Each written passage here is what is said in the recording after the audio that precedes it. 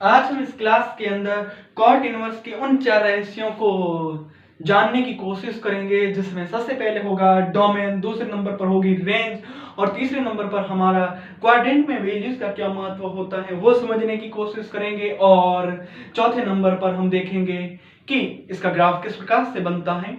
यदि आपको ये चारों की चारों रहस्य यदि आपको tan इनवर्स के जानने हैं तो आप इस वीडियो को जरूर देखना, और इस वीडियो को देखना बिल्कुल भी मिस मत करना।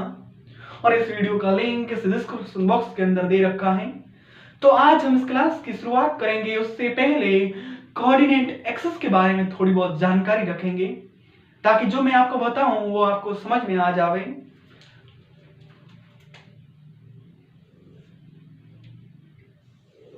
ये कोऑर्डिनेट एक्सिस होता है, यहाँ पर ये जो होता है वो एक्स एक्सिस कहलाता है, ये जो होता है वो वाई एक्सिस कहलाता है। जहां पर ये दोनों एक्सिस एक दूसरे को इंटरसेक्ट करते हैं उसको मूल बिंदु कहा जाता है, और उसके कोऑर्डिनेट 0,0 होता है। शायद आपने छोटी क्लास में जरूर पढ़ा होगा। जब मूल बिंदु से इस साइड की ओर जाएंगे तो एक्स की पॉजिटिव वैल्यू आती है, और इसको एक्स डैश से नहीं एक्स से ही डिनोट किया जाता है। जब मूल बिंदु से इस साइड की ओर आएंगे तो एक्स की नेगेटिव वैल्यू होती है, जिसको एक्स डैश से डिनोट किया जाता है।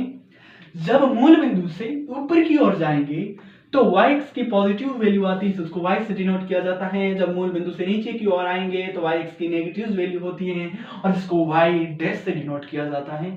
तो आज हम जो पढ़ेंगे वो हमारा होगा y is equal to cot x, और ये हमारा ट्राइगोनोमेट्रिक फंक्शन होगा। कहने का मतलब त्रिकोणमितीय फलन होगा।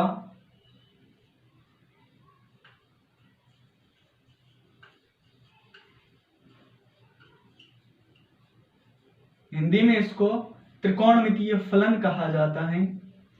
जब हम इस कॉट को इस साइड लेके आ जाएंगे तो इनवर्स ट्राइगोनोमेट्रिक फंक्शन का फलन बन जाएगा। तो वो कुछ इस प्रकार से होगा, x is equal to cot inverse y, और ये जो होता है वो इनवर्स ट्राइगोनोमेट्रिक फंक्शन का फलन होता है।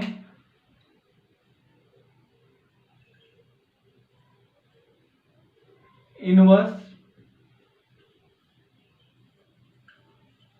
Trigonometric function.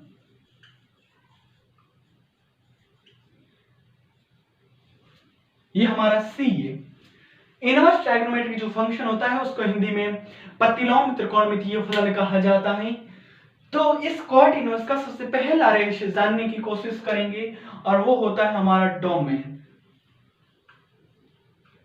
और हिंदी में इसको प्रांत कहा जाता है। और डोमेन की जितनी भी वैल्यूज आती हैं उसको हमेशा हमेशा एक्स एक्सिस पर डिनोट किया जाता है। लेकिन कॉट इनवर्स का जो डोमेन होता है वो होता है सभी वास्तविक संख्याओं का समुच्चय। सभी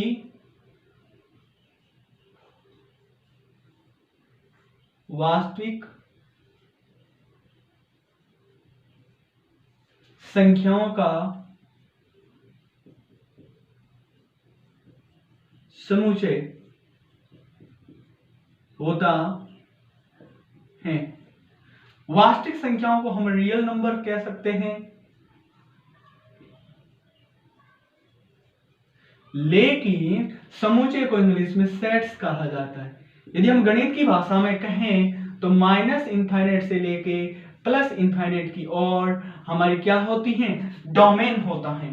अब हम कॉट इनवर्स का दूसरा रहस्य समझने की कोशिश करेंगे, और वो होगा रेंज।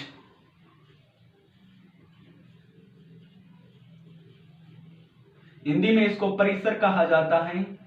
रेंज की जितनी भी वैल्यूज होती हैं वो हमेशा हमेशा y एक्सिस के ऊपर डिनोट की जाती हैं, और लेकिन कॉट इनवर्स की जो रेंज होती है वो इंटरवल के अंदर या अंतरालों के अंदर कुछ इस प्रकार से होती हैं,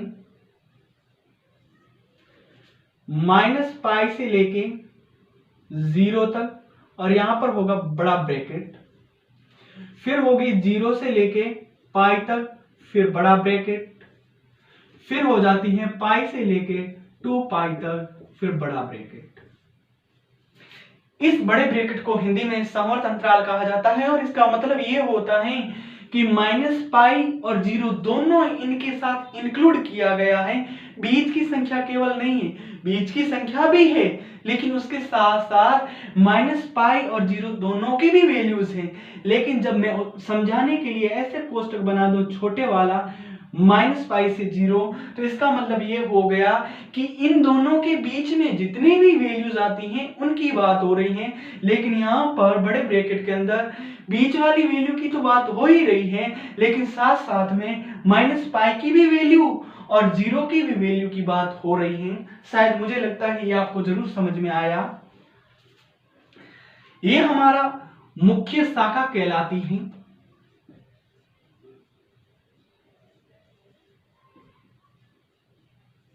जो 0 से लेके पाई तक या इसके बीच में होती हैं। लेकिन 0 और पाई के बीच में जितने भी एंगल्स आते हैं उसको मुख्य मान कहा जाता है, और इंग्लिश में प्रिंसिपल वैल्यू।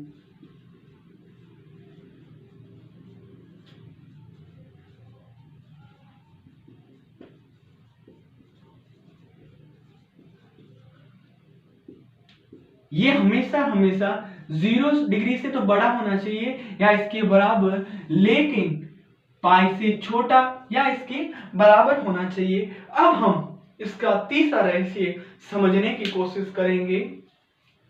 कॉट इनवर्स का तीसरा जो रहस्य होता है वो क्वाड्रेंट में वैल्यूज का क्या महत्व होता है, वो होता है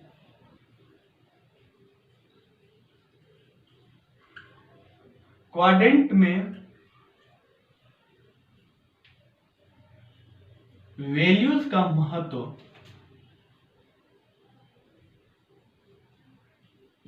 हम यहाँ पर कॉट थीटा की 0 डिग्री से लेकर 360 डिग्री तक की वैल्यू निकालना हम सीखेंगे। तो यहाँ पर सबसे पहले लिखा मैंने 0 डिग्री, फिर आता है 30 डिग्री, फिर आता है 45 डिग्री, फिर आता है 60 डिग्री, और फिर आता है 90 डिग्री। इस 90 डिग्री पर हमारा जो फर्स्ट क्वाड्रेंट होता है वो समाप्त हो जाता है और सेकंड क्वाड्रेंट की शुरुआत हो जाती है। तो सेकंड क्वाड्रेंट के अंदर जितनी भी थीटा हम निकालेंगे तो वो क्या होगा, तो वो कुछ इस प्रकार से होंगे। 90 डिग्री के साथ 0 को ऐड किया तो 90 डिग्री आया। जब 90 डिग्री के साथ 30 डिग्री को ऐड किया तो हमारे पास आ गया 120 डिग्री। 90 के साथ 45 को ऐड किया तो आया 135 डिग्री। जब 90 के साथ 60 को ऐड किया तो 150 डिग्री, और जब 90 को साथ 90 को ऐड किया तो 180 डिग्री।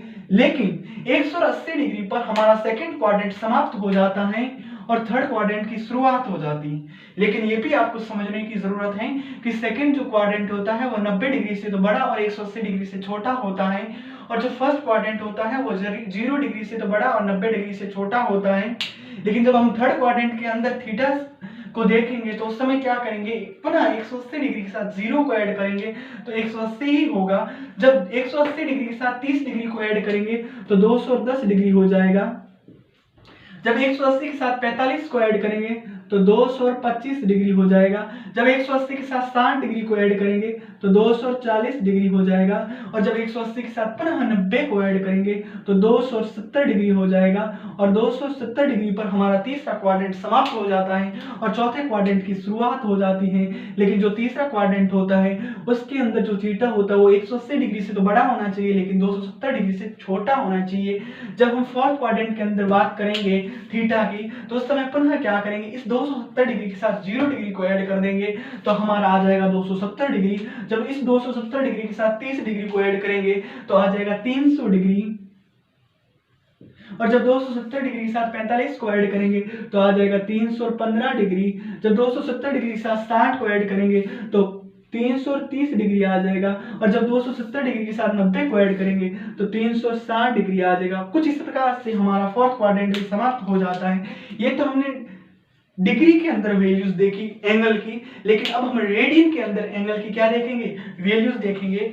0 डिग्री को रेडियन में 0 ही कहा जाता है, लेकिन 30 डिग्री को पाई अपॉन 6 रेडियन कहा जाता है, 45 को पाई अपॉन 4 रेडियन कहा जाता है, 60 को पाई अपॉन 3 रेडियन कहा जाता है, 90 को पाई अपॉन 2 रेडियन कहा जाता है, लेकिन 180 को पाई रेडियन कहा जा सकता है, 270 को 3 पाई अपॉन 2 रेडियन कहते हैं, लेकिन 360 को 2 पाई रेडियन कहा जाता है।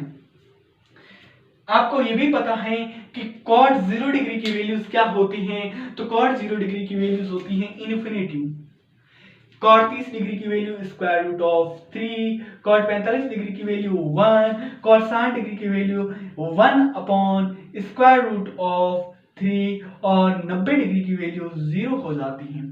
जब सेकंड क्वाड्रेंट के अंदर वैल्यूज को हम जब फाइंड करेंगे उस समय फर्स्ट क्वाड्रेंट के अंदर जितनी भी वैल्यूज आई हुई हैं उसको राइट से लेफ्ट की ओर पुनः लिख देंगे। तो जब पुनः लिखा तो हमारे पास 120 डिग्री की वैल्यूज क्या आ गई, 1 upon square root of 3। 135 degree की वैल्यू 1, 150 डिग्री की वैल्यू स्क्वायर रूट ऑफ 3 और 180 डिग्री की वैल्यूज पुनः इनफाइनाइट आ गई। जब सेकंड क्वाड्रेंट तो हमारा सेकंड क्वाड्रेंट के अंदर हमारी वैल्यूज आ गई, लेकिन जब हम थर्ड क्वाड्रेंट के अंदर वैल्यूज को फाइंड करेंगे उस समय सेकंड क्वाड्रेंट के अंदर जितनी भी वैल्यूज आई हुई हैं उसको राइट से लेफ्ट की ओर पुनः लिख देंगे। जैसे ही लिखा तो 210 डिग्री की वैल्यू स्क्वायर रूट ऑफ 3 आ गई, लेकिन 225 डिग्री की वैल्यू 1 आ गई, 240 डिग्री की value 1 upon square root of 3 आ गई, लेकिन 270 डिग्री की वैल्यू 0 आ गई। जब हम फोर्थ क्वाड्रेंट के अंदर वैल्यूज को फाइंड करेंगे उस समय थर्ड क्वाड्रेंट के अंदर जितने भी वैल्यूज आई हुई हैं उसको पुनः लिख देंगे राइट से लेफ्ट की ओर।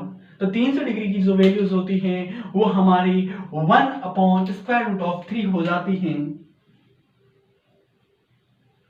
लेकिन 315 डिग्री की वैल्यू 1 हो जाती है, लेकिन 330 डिग्री की वैल्यू स्क्वायर रूट ऑफ 3 हो जाती है और 360 डिग्री की वैल्यू हमारी इन्फिनिटी हो जाती है। आपको ये भी पता है कि जो फर्स्ट क्वाड्रेंट होता है उसके अंदर हमारा जो थीटा होता है वो 0 डिग्री से तो बड़ा होना चाहिए लेकिन 90 डिग्री से छोटा होना चाहिए। आपको ये भी पता है कि सेकंड क्वाड्रेंट के अंदर जो थीटा होता है वो 90 डिग्री से तो बड़ा होना चाहिए लेकिन 180 डिग्री से छोटा होना चाहिए। थर्ड क्वाड्रेंट के अंदर थीटा 180 डिग्री से तो बड़ा होना चाहिए लेकिन 270 डिग्री से वो थीटा छोटा होना चाहिए, लेकिन फोर्थ क्वाड्रेंट के अंदर वो थीटा 270 डिग्री से तो बड़ा होना चाहिए लेकिन 360 डिग्री से वो थीटा छोटा होना चाहिए। अब आपको ये भी पता है कि कॉट थीटा फर्स्ट क्वाड्रेंट के अंदर पॉजिटिव वैल्यू रखता है, इसलिए यहाँ तक हमारी सभी वैल्यूज पॉजिटिव की ही रहेगी, लेकिन सेकंड क्वाड्रेंट के अंदर कॉट थीटा नेगेटिव की वैल्यू रखता है, इसलिए यहाँ पर जितनी भी पॉजिटिव की वैल्यूज आई हुई हैं उस सभी के आगे नेगेटिव का साइन लगा देंगे। तो जैसे ही नेगेटिव का साइन हमने लगाया तो ये सेकंड क्वाड्रेंट के अंदर कॉट थीटा की वैल्यूज नेगेटिव हो गई, लेकिन जब थर्ड क्वाड्रेंट की बात करेंगे उस समय कोट थीटा हमेशा पॉजिटिव वैल्यूज देता है और इसका इनवर्स टेन थीटा होता है तो वो भी पॉजिटिव की वैल्यू देता है, इसलिए यहाँ पर जितने भी वैल्यूज हैं उनके आगे पॉजिटिव ही साइन रहने देंगे। लेकिन जब जैसे ही फोर्थ क्वाड्रेंट के अंदर जाएंगे तो उस समय हमारा कॉट थीटा जो होता है वो नेगेटिव वैल्यूज देता है, लेकिन यहाँ पर सभी के आगे पॉजिटिव वैल्यू है इसलिए इन सभी के आगे नेगेटिव साइन लगा देंगे और नेगेटिव साइन लगाने से कॉट थीटा की वैल्यूज नेगेटिव की आ जाएगी। लेकिन अब हम ये समझने की कोशिश करेंगे कि फर्स्ट क्वाड्रेंट के अंदर जैसे जैसे कॉट थीटा इन थीटा रखते जाएंगे वैसे वैसे क्या वैल्यूज इसकी इंक्रीज होती हैं कि डिक्रीज होती हैं, सेकंड क्वाड्रेंट के अंदर क्या होता है, थर्ड क्वाड्रेंट के अंदर क्या होता है और फोर्थ क्वाड्रेंट के अंदर क्या होता है, इसको स्टेप बाय स्टेप समझने की हम कोशिश करेंगे। तो यहाँ पर मैंने लिखा कॉट थीटा, ये हमारा फर्स्ट क्वाड्रेंट,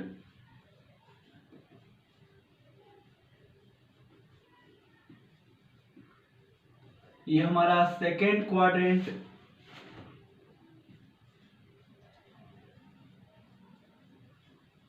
ये हमारा थर्ड क्वाड्रेंट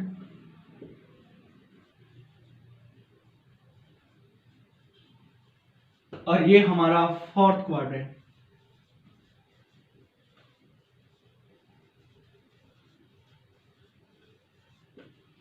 ये हमारा फर्स्ट क्वाड्रेंट कुछ इस प्रकार से बन जाएगा, सेकंड क्वाड्रेंट कुछ इस प्रकार से बन जाएगा, थर्ड क्वाड्रेंट हमारा कुछ इस प्रकार से बन जाएगा और अंततः फोर्थ क्वाड्रेंट भी हमारा कुछ इस प्रकार से बन जाएगा। जब फर्स्ट क्वाड्रेंट के अंदर कॉट थीटा की जब बात करेंगे जैसे जैसे थीटा बढ़ता हुआ जाएगा वैसे वैसे थीटा की जो वैल्यूज आएगी वो डिक्रीज हो रही है, इनफाइनाइट से जीरो की ओर जा रही है। इसका मतलब हम यहाँ पर ऐसे लिख सकते हैं कि फर्स्ट क्वाड्रेंट के अंदर इनफाइनाइट से जीरो की ओर घटती है।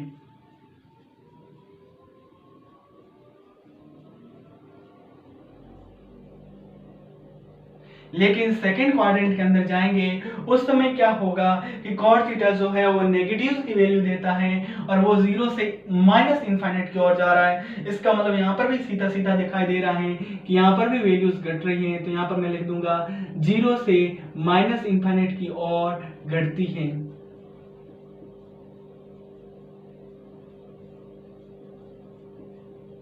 लेकिन थर्ड क्वाड्रेंट के अंदर हमारा जो कॉट थीटा होता है उसकी वैल्यूज पॉजिटिव होती हैं, लेकिन यहाँ पर क्या होता है कि प्लस इनफाइनाइट से 0 की ओर आ रहा है। इसका मतलब ये है कि थर्ड क्वाड्रेंट के अंदर भी वैल्यूज डिक्रीज हो रही हैं।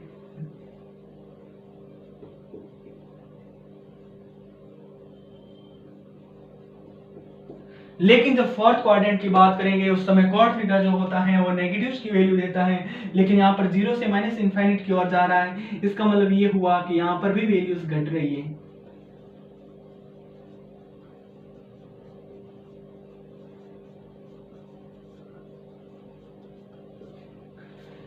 नेगेटिव के अंदर जितनी वैल्यूज बड़ी दिखाई दे उसका मान उतना ही छोटा होता है, और नेगेटिव के अंदर जितनी वैल्यू छोटी दिखाई दे उसका मान उतना ही बड़ा होता है। मैं यदि आपसे कहूं कि -1 और -100 इन दोनों में से बड़ी संख्या कौन सी है, तो आप कहोगे कि -1 और आप कहोगे कि -100 छोटी संख्या है। आई होप कि आप कमेंट बॉक्स में जरूर इसका आंसर दोगे। उसके बाद में हमने ये सब कुछ जाना। अब जब हम फोर्थ क्वाड्रेंट यानी फोर्थ क्वाड्रेंट के अंदर हमने देख लिया, तो अब हम जानेंगे कि कॉट इनवर्स का चौथा रहस्य, और वो चौथा रहस्य जिन बच्चों को ये तीसरा रहस्य एकदम समझ में आ गया, कंठस्थ हो गया, जिन्होंने कंठस्थ कर लिया वही चौथा रहस्य समझ सकेंगे। तो जो चौथा रहस्य है वो हमारा होगा graph of cot inverse y। यहां पर हम पहले एक्स एक्सिस बनाएंगे, ये हमारा एक्स एक्सिस हो गया, ये हमारा y एक्सिस हो गया। जहां पर एक्स एक्सिस और y एक्सिस एक दूसरे को इंटरसेक्ट करते हैं वहां पर मूल बिंदु होता है और वहां के कोऑर्डिनेट 0,0 होते हैं। एक्स एक्सिस पर हमेशा डोमेन की वैल्यूज को पुट किया जाता है, तो मैं यहां पर लिख दूंगा डोमेन और हिंदी में इसको लिख दूंगा प्रांत। लेकिन y एक्सिस पर हमेशा रेंज की वैल्यूज को पुट किया जाता है और हिंदी में इसको लिखा जाता है परिसर। डोमेन हमारा कॉट इनवर्स का -इनफाइनाइट से इनफाइनाइट की ओर होता है। जब इस साइड की ओर हम जाएंगे तो प्लस इनफाइनाइट की ओर जाएंगे, तो मैंने लिख दिया 1 2 3 4 कुछ इस प्रकार से इनफाइनाइट की ओर चले जाएंगे। लेकिन जब डोमेन नेगेटिव के अंदर देखेंगे तो -1 -2 -3 -4 कुछ इस प्रकार से माइनस इनफाइनाइट की ओर आ जाएगा। रेंज जो होती है वो पॉजिटिव होती है π/2 पाई 3π/2 और 2π। आगे भी ऐसे बढ़ता हुआ जाता है, लेकिन आज के लिए इतना ही। लेकिन नेगेटिव के अंदर रेंज क्या होती है -π/2 माइनस का पाई माइनस का 3π/2 और माइनस का 2π।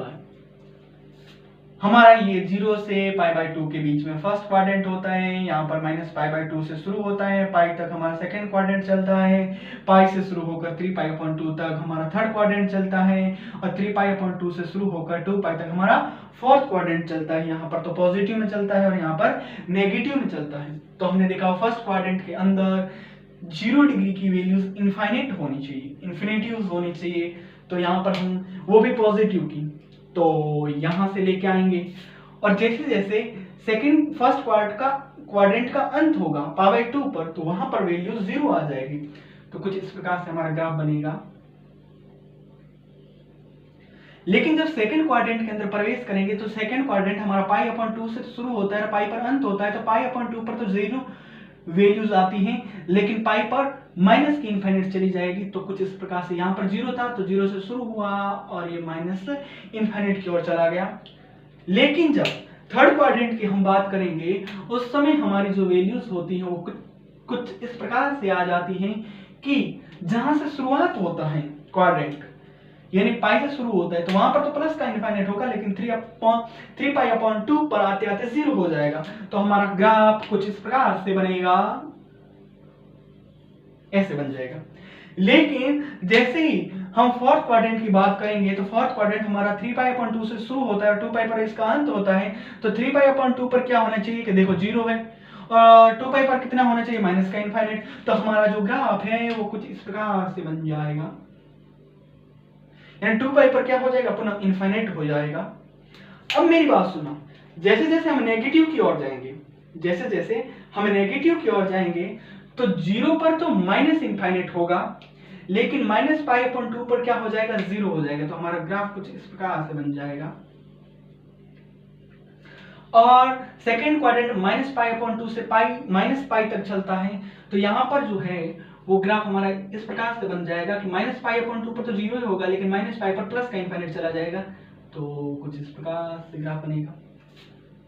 आगे भी -π पर माइनस का इनफाइनाइट हो जाएगा, लेकिन -3π/2 पर 0 हो जाएगा, और -2π पर प्लस का इनफाइनाइट चला जाएगा, तो कुछ इस प्रकार से ग्राफ बन जाएगा। लेकिन जो हमारी मुख्य शाखा होती है वो ये होती है, कौन सी होती है मुख्य शाखा, 0 से लेके पाई के बीच वाली। तो ये जो ग्राफ आपको दिखाई दे रहा है, ये वाला, ये हमारा मुख्य शाखा कहलाता है। और इसके ऊपर जितनी भी वैल्यूज आती हैं, इनके ऊपर जितने भी थीटास आते हैं, उसको मुख्य मान कहा जाता है, लेकिन फिलहाल इसको मुख्य शाखा कहा जाता है। यहां पर मैं कुछ इस प्रकार से बना दूं ताकि आपको समझने में आसानी रहेगी।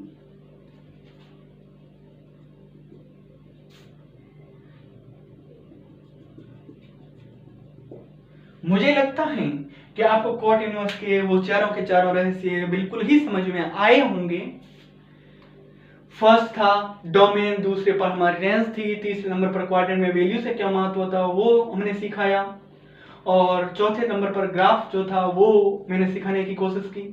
तो मुझे ऐसी उम्मीद है कि आपको जरूर ये चारों के चारों रहस्य समझ में आए हैं। यदि आपको आए तो इस वीडियो को लाइक, शेयर और सब्सक्राइब जरूर कर दें।